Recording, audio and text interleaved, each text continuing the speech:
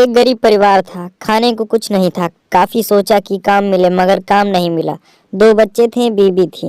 एक दिन उन्हें विचार आया कि इस गांव में काम मिलना मुश्किल है, चलो कहीं और चलते हैं। इस इरादे से वह एक दिन गांव को छोड़कर चल दिए। रात का समय था, रास्ता भी जंगली था। सोचा वृक्ष के नीचे रात गुजारी जाए। आदमी अपने एक लड़के को लकड़ी चुनने के लिए, दूसरे को पानी लाने के लिए भेज दिया तथा बीवी को चूल्हा बनाने के लिए कहा और उसने जगह साफ कर दी।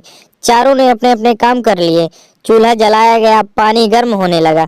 वृक्ष के ऊपर हंस रहता था। वो सोचने लगा, यह कैसा मूर्ख है, इन्होंने चूल्हा तो जला दिया मगर इनके पास पकाने को तो कुछ भी नहीं है।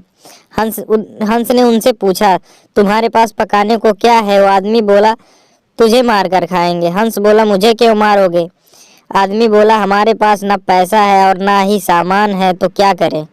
हंस सोच में पड़ गया, इन्होंने तो चूल्हा भी जला दिया, सब कर्मशील हैं, मुझे तो यह खा ही जाएंगे। तो हंस बोला, अगर मैं आपको धन दे दूं तो मुझे छोड़ दोगे? घर का स्वामी बोला, हाँ छोड़ देंगे। हंस कहने लगा, मेरे साथ चलो, मैं तुम्हें धन देता हूँ। हंस उनको थोड़ी दूर ले गया और चोंच से इशारा किया और कहा कि यहाँ से निकाल लो। उन्होंने गड्ढा खोदा और वहां से धन निकाल लिया। हंस का धन्यवाद करके वापस अपने गांव आ गए और एक ही दिन में खूब मौज से रहने लगे। अब इनके घर में किसी चीज की भी कमी नहीं थी। पड़ोसी ने देखा, इस परिवार के पास ऐसा कौन सा चीज आ गया जो इनके पास इतना कुछ आ गया। उसने छोटे लड़कों को बुलाकर सारी बात पूछ ली कि पैसा कहाँ से आया। उनके भी दो बच्चे थे, उन्होंने भी ऐसी योजना बनाई और चल दिए।